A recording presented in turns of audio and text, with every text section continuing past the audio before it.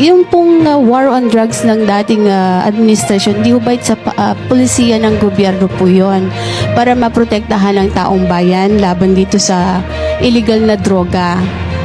Paano naman po yung human rights or karapatan ng mga naging biktima nitong mga sangkot sa illegal na droga na siyang naging parang pundasyon po nung pulisiya na yun ng pamahalaan. Nakabuti naman po yung war on drugs sa karamihan ng ating mga kababayan. Dapat natin i-determine anong klaseng kabutihan. Are we talking, kasi you're talking about war on drugs in general. Everybody is against illegal drugs.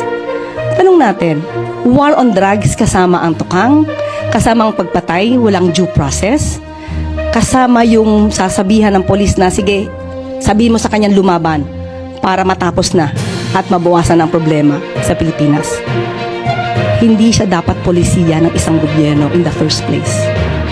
It's against the law.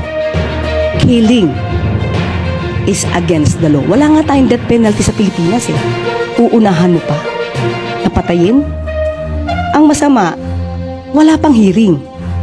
So, hindi natin matatanggap na yung war on drugs na pinairal ni dating Pangulong Duterte ay tama. Kung may natulong sa iba, paano naman yung namatayan? Kung meron na biktima, itong mga drug users na to, then the victims can also file cases against these drug users.